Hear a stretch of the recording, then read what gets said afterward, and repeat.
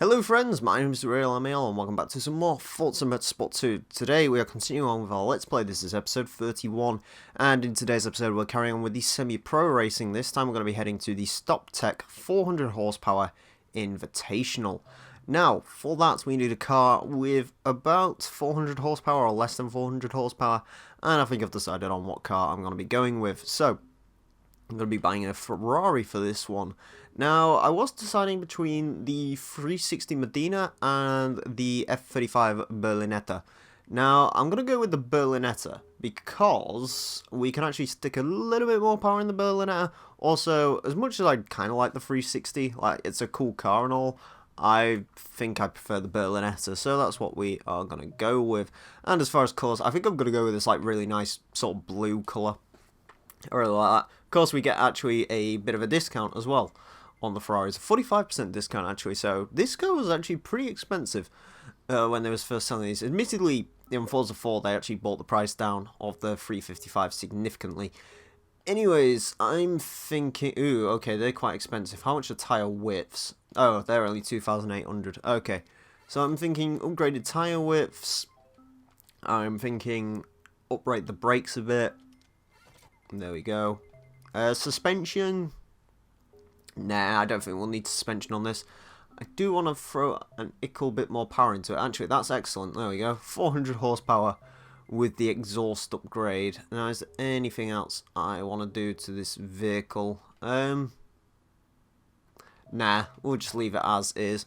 In case you're wondering about the opponents, we'll get to those in a second. That's the reason I've upgraded this car a little bit, because our opponents, they're not the quickest thing in the world, but still. Hold up. Have I put a bit... Huh. Okay. Apparently it doesn't like cars with 400 horsepower? Okay, here's an idea then. Let's take that off. And what about the air filter? 399. Okay, there we go. In fact, actually, while we're here, let's save ourselves a little bit of money and go ahead and sell the race exhaust. Now, hopefully, we should be able to get into the event now with one less horsepower than I would have wanted, but still, nevertheless, it'll do, I guess. Okay, so let's head into here. There we go, we can apply for the event now. So Stoptech's Invitational is open to cars with less than 400 horsepower, 298 kilowatts. The first place prize is a 23 competition coupe. There's 4 races, and the TVR Tuscan is on pole position for this one, followed by a 996 GT3, BMW M3 GTO, another F355 Berlinetta, Lotus Esprit, Nissan Skyline R34, and a Mustang Cobra R. So a pretty interesting and diverse list there. We're going to be heading to the Sunset Peninsula Infield Short, the Sebring International Short, the Silverstone International Circuit, and the full Mugello course for the first time. So let's head into the Sunset Peninsula Short race first. Now, the F355 is usually a pretty decent car to drive, so I am hoping it's going to be a decent car to drive with a little bit more power put into it. Again, I have upgraded the tyre whips as well, and I believe I also upgraded the brakes a bit, so it does sound quite nice. So we're starting in second place, although we're probably going to get the Tuscan on launch because mid-engined rear drive. Yeah. Okay, so, I mean, apparently then I couldn't go for the 360 Medina, which is actually kind of probably a good thing, considering it's probably better that I sort of bought this instead of the Medina, because the Medina wouldn't have actually been able to enter this event, so that could have been interesting. And while you can increase the weight in the cars on this game, you can't actually increase the power, oh sorry, decrease the power, which is a little bit of a problematic thing. That's one of the things I really like about the Gran Turismo series that I wish they'd bring to Forza, is the ability to sort of set a power sort of limiter on your car, so you can limit the power if need be. I mean, I don't know how entirely realistic that is. I mean, I know there's restrictions for cars. Hello, Daniel. I know there's restrictions for cars, but I'm not sure about actual sort of decreasing the power manually. I can't imagine that's something you can do. Okay, so apparently they try to slow down through there, which isn't particularly good. Also, pink TVR is pink. Gearbox is a little bit long in the Ferrari, and we have got 6 speeds, which is interesting. I was not expecting a 6-speed for some reason. Apparently a 5-speed it is. Oh, sorry, a 5-speed I thought it would be, but nope, we've got 6 gears in this. We're probably not going to use them because, well, the gear ratios are kind of long. Isn't really worth spending all that money on the gearbox upgrade though, because the gearbox costs kind of a lot of money. So yeah, probably not the best idea to go down that route. Go nicely through there. Sunset Peninsula is actually a really cool track. I really... Oh, God, nope. There we go. That's one of the issues of having a mid-engined car right there. No, this is not a German whip. It's definitely Italian. I can assure you that. Anyways. Yeah, what was I saying? I like Sunset Peninsula. It's a cool track, this one. It's kind of a tricky track at times. The braking zones aren't particularly well defined, I find, and also, of course, you know, from Forza Motorsport 3 onwards, it's incredibly likely you'll actually end up flipping the car, which isn't really something you want to be doing. Of course, if you're sort of, unless you're doing will it roll, which in that case, I mean, Sunset Peninsula is perfect. That's why they used it for Will It Roll. But yeah, I don't think it's particularly advantageous to a good lap time. You can't roll cars in Forza Motorsport 2 though, so that's at least one good thing. I believe the whole rolling thing became a thing in Forza Motorsport 3. There is, I don't know how many times I have to explain this. It isn't in the game. It really isn't in the game. Yeah, anyways, lap 4 of 6, we're doing reasonably well.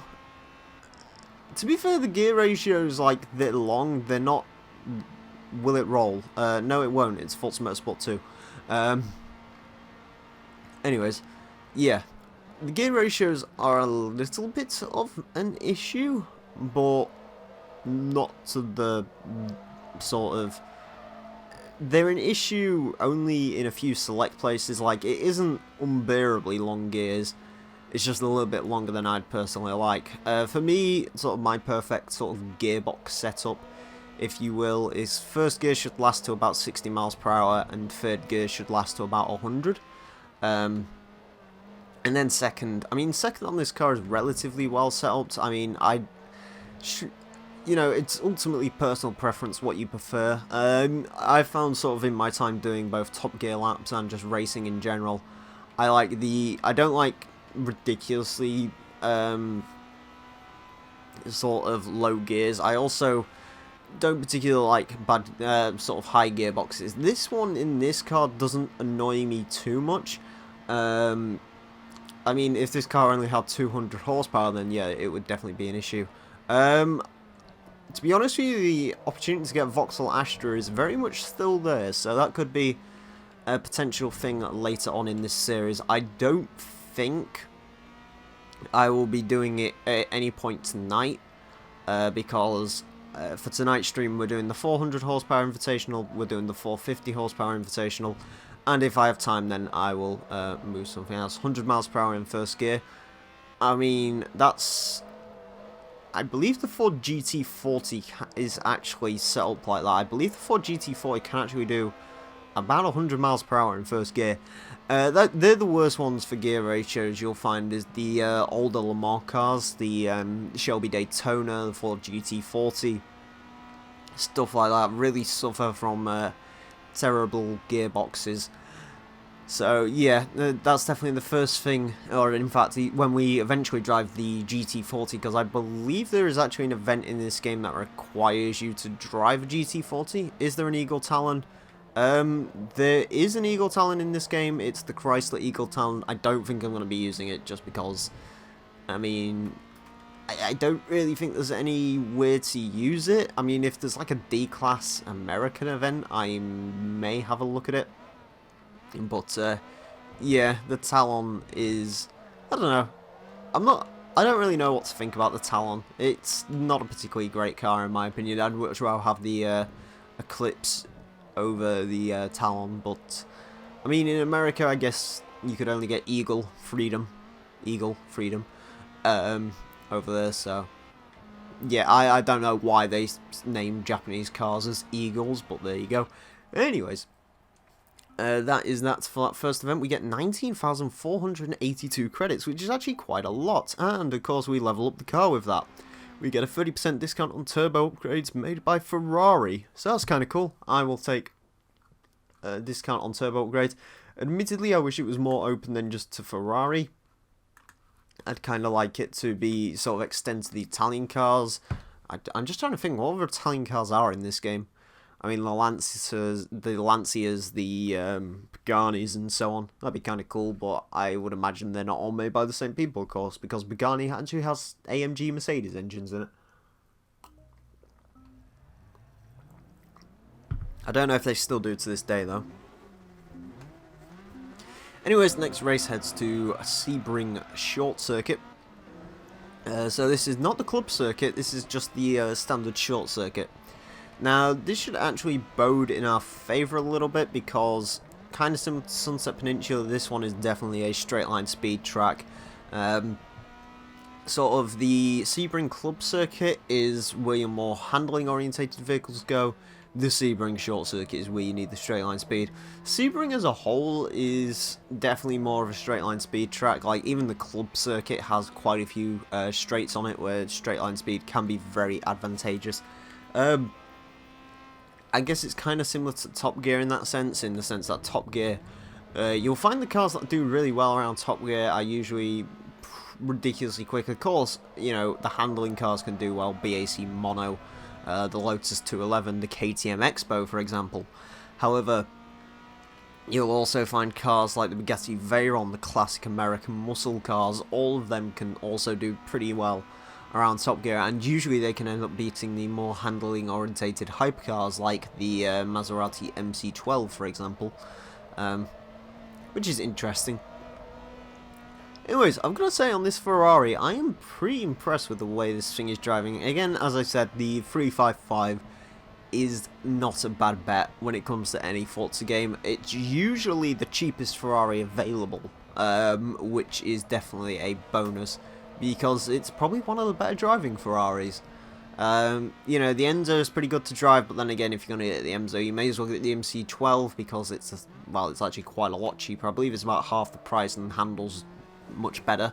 Of the good handling Ferraris, I mean, if you go into Horizon 2, the 458 Speciale, not so much in Forza Motorsport 6. The 488 GTB isn't a bad car, but the 355 is probably the most handling orientated of the Ferraris, or at least until the F355 challenge comes along. As you know, I just fought the challenge to Dali as well.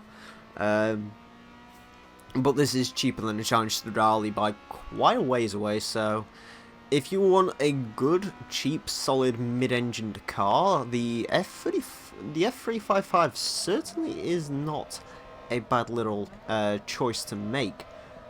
There are some better mid-engine handling cars. When it comes down to actually buying one of these, you've really got to weigh up, you know, some of the alternatives. The Lotus Esprit is usually a very good alternative. I mean, if you're willing to expand your horizons for mid-engine cars, you've got the Dodge Viper GTS, the 99 model, which is a superb handling vehicle actually for what it is. So, oh, and even stuff like the Corvette C4, which is extremely good. Maybe not quite as quick as some of the other vehicles I mentioned, but the C4 is a great handling car. It's also a great platform to build on, at least the ones that I've driven as well. I'm not too sure about the Grand Sport in Forza Motorsport 4 because I don't remember, or indeed in this game. However, if we're talking like Forza 5 onwards, the Corvette C4 is usually a very, very good car to go ahead and use. But yeah, 355, pretty good choice, pretty well-rounded car I seem to find. The only real issues, the downfalls of the 355 are, of course, the gearbox is a little bit long, and also the handling. Mid-engine cars in general can be a little bit skittish. They're not usually too bad, however, if they start going wrong, they usually go catastrophically wrong. You'll find twitching is one of the issues you have in mid-engine cars. Admittedly, with the 355 you don't get too much of it. I guess that's down to the fact that it just doesn't have the ridiculous amount of power, or isn't ridiculously light. I mean, it's relatively light, it's under 3,000 pounds, it has 375 horsepower, which is nothing to sort of laugh at, but when you compare it to the supercars of today, I mean, hell, even the Lotuses of today, hell, even the Donkervolt D8 GTO, the Donkervolt has the same amount of power as this does. Of course, that car is a lot lighter, and that car is stupid to drive. Like that, the Donkervolt is really very, very skittish. I think skittish is a good word to describe the Donkervolt.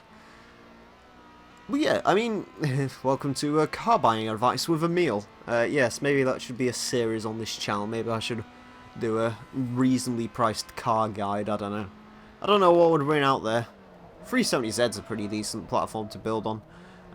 It really depends on what you're looking for.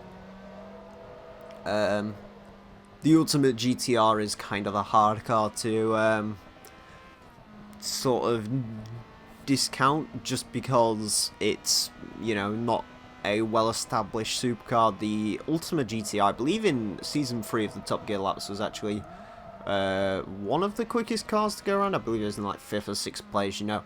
It beat out quite a lot of cars. I believe it got minorly beaten by the Ariel Atom, which the Atom is a little bit more expensive. The Atom is still very, very good value for money.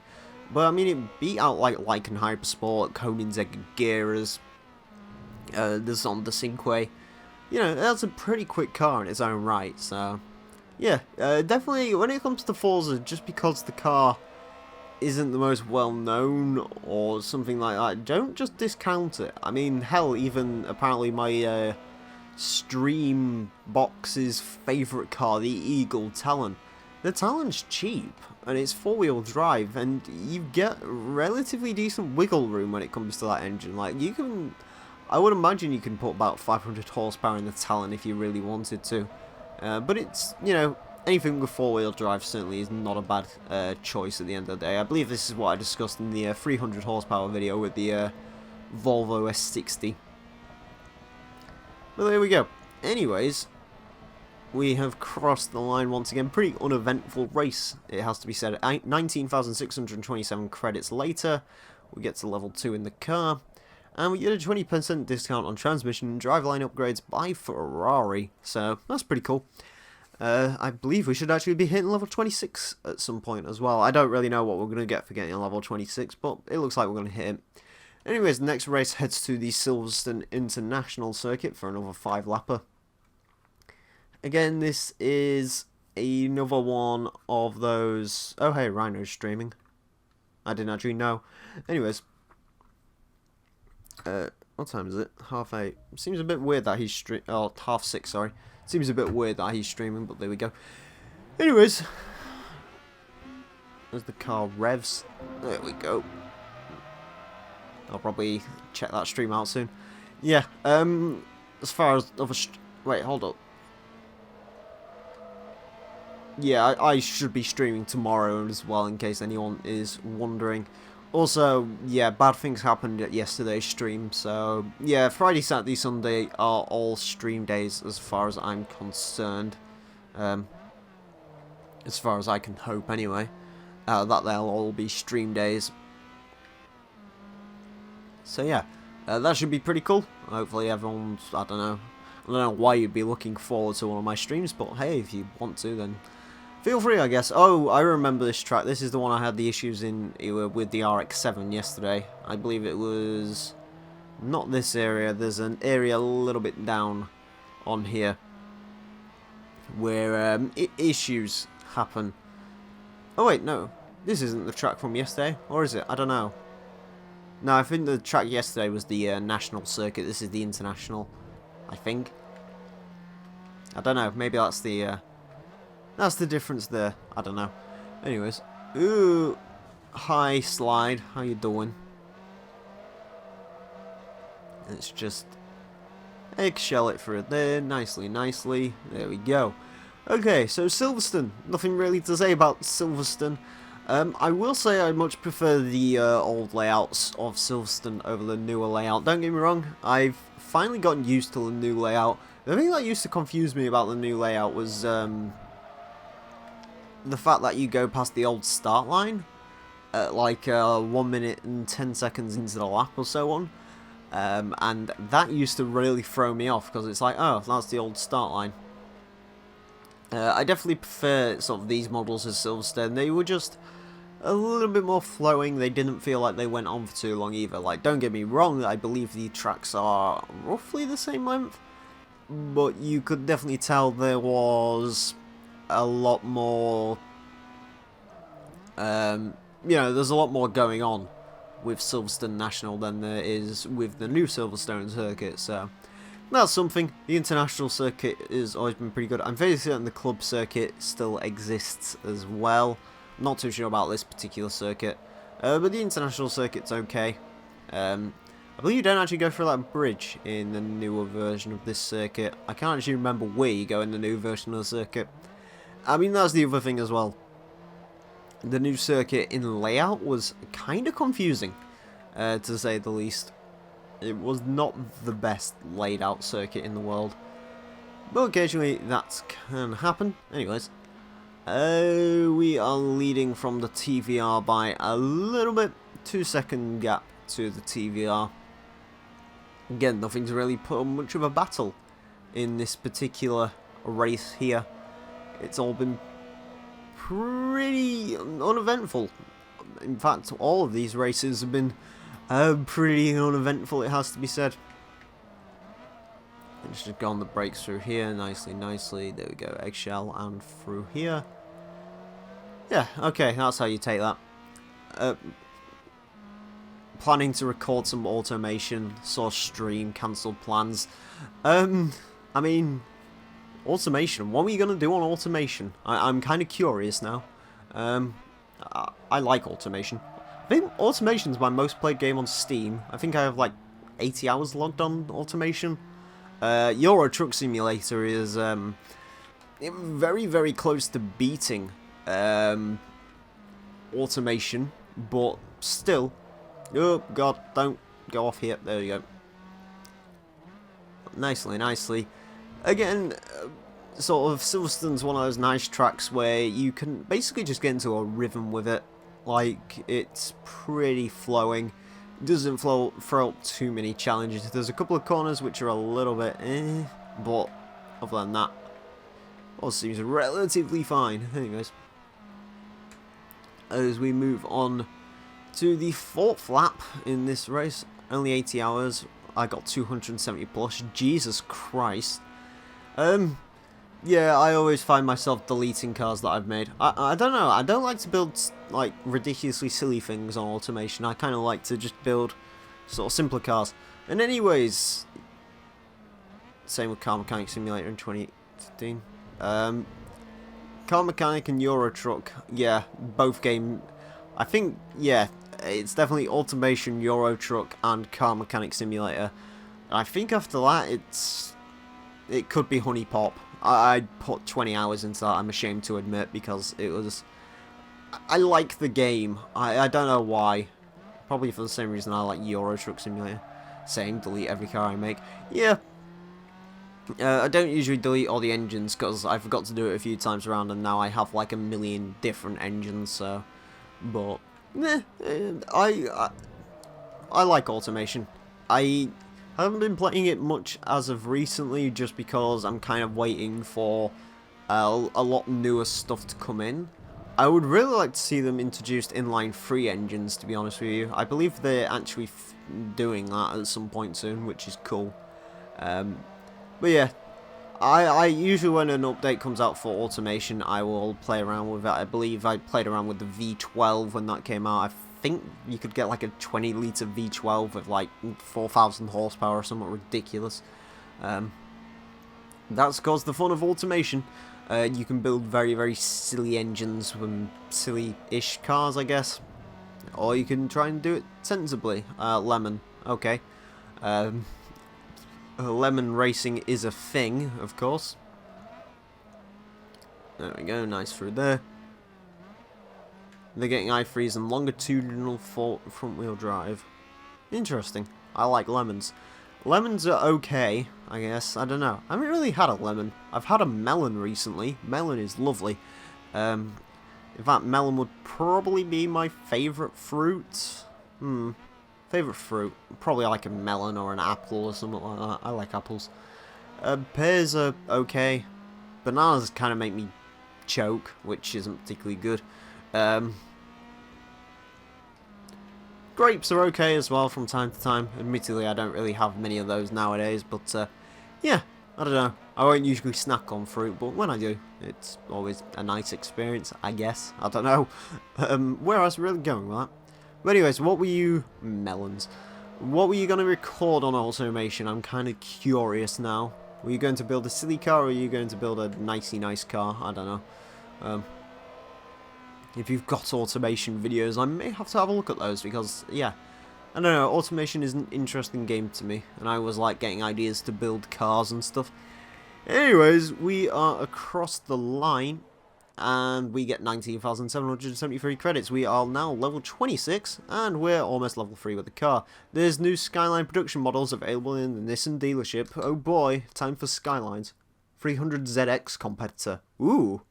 That seems like a very good video. I hope you record that at some point. I'm commanding you to. Although, obviously, stay and watch the stream first. Beat the Japs. Build a car that looks like a Corsa. You can, I believe there's like a Corsa body on the storefront, I would imagine. There's like a Honda Jazz body. I like playing around with that one. Again, I just sort of want to wait for the inline 3 engines, because then I can play around with some of the silly cars. Won't be up for a few days. Oh. Still, I command you. Has that TVR got a spoiler on the back of it, or is that just the strange shape of its roof? I don't know. Let's close things and find out. Yeah, that kind of looks like a top spoiler. The TVR Tuscan definitely looks like a car made in Automation now I think of it. It's, usually cars in Automation end up looking weird, so, yeah. Anyways.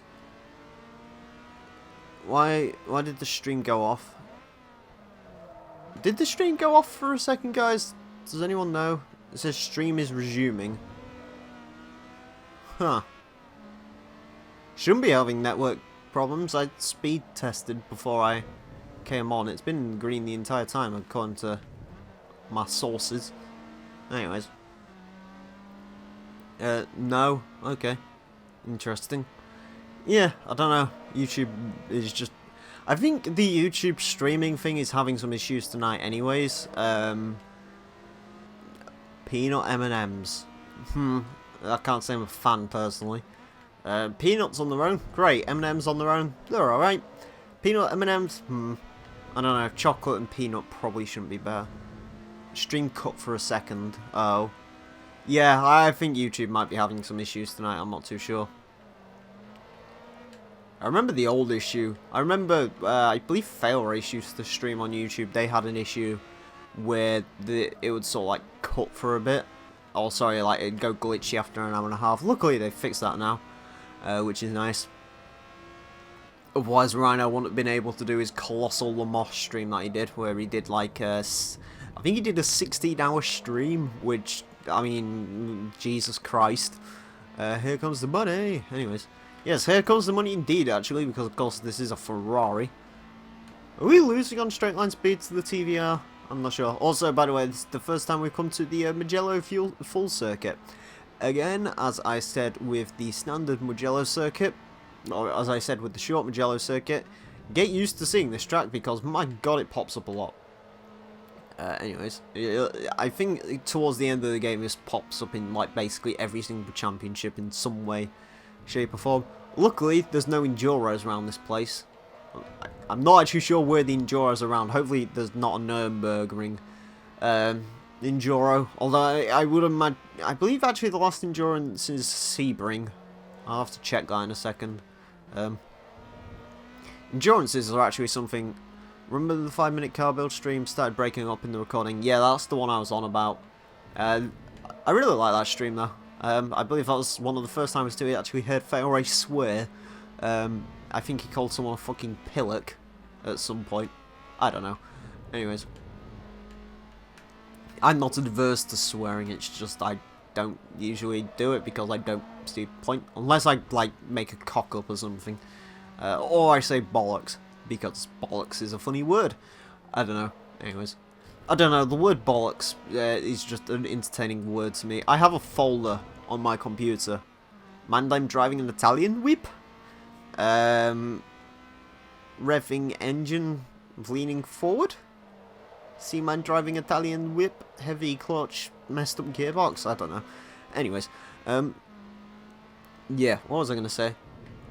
Yeah, anyways, I have a folder on my computer called Bollocks, and it always makes me laugh when I open my documents, because I don't usually go in my documents, but when I do, I always forget I have a folder called Bollocks, and it makes me laugh. In case you're wondering what's in it,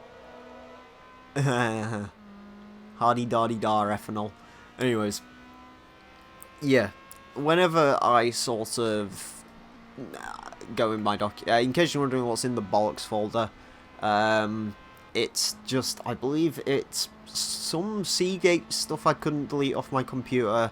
In case you're wondering, I use a Seagate 2TB hard drive on my Xbox One, so that's how I have so many games on there. And I believe it's just a bunch of other things relating to Steam and stuff, I'm not sure. I know Steam installs quite a lot of bollocks on your computer, so yeah.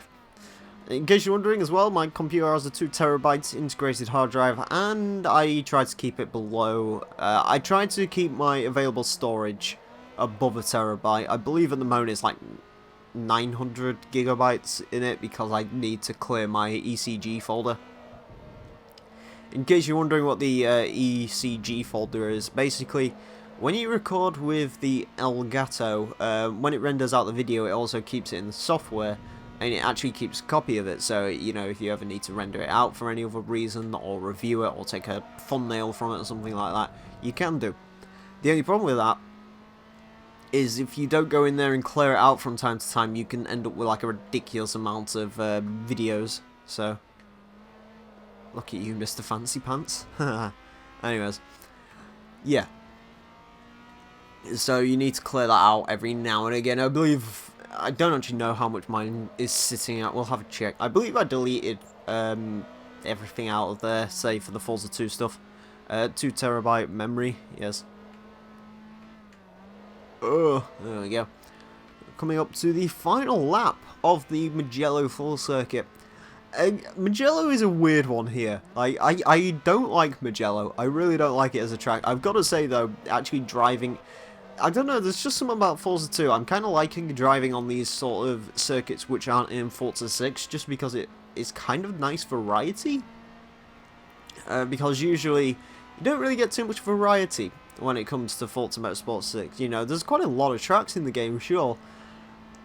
But it's, you know, always nice to come back to these older games and drive around some of the silly ones. I have a 1TB on my Mac. You own a Mac.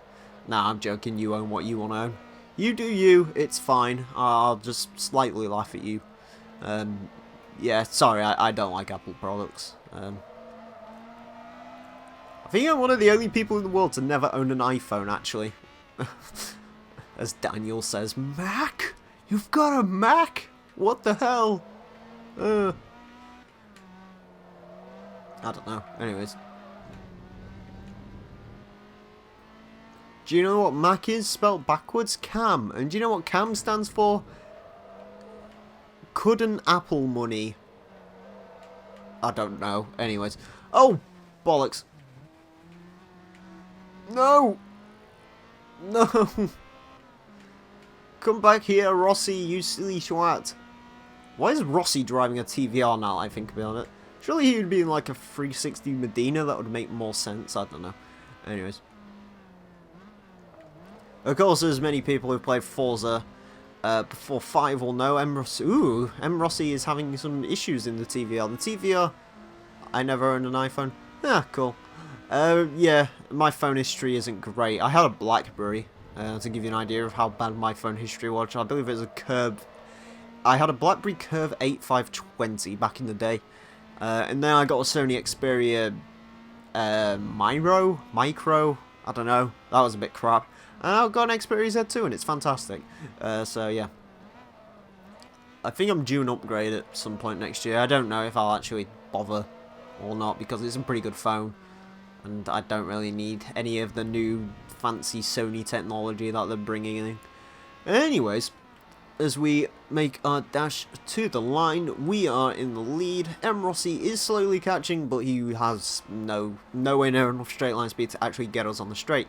Anyways, another 19,000 credits. We get to level 3 with the car. We get a 20% discount on centrifugal superchargers made by Stoptech, and that applies to Ferraris, Lancias, and Maseratis.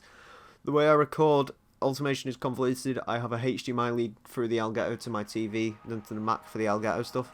Interesting. That's how I'd probably record PC eventually. Anyways, we get 24,000 credits, and for winning, we get the Bay. I can't believe I just said that, but still. We get a Dodge Viper competition coupe. I love these things. We can actually collect a few more of them, and we will do. Anyways, friends, that is it for today's episode of the Forza Motorsport 2 Let's Play. In the next episode, we're going to be taking a look at the Toyota's 450HP Invitational, so join me for that. Anyways, friends, I want to thank you all very much for watching. My name has been the Real Emile, and until next time, farewell.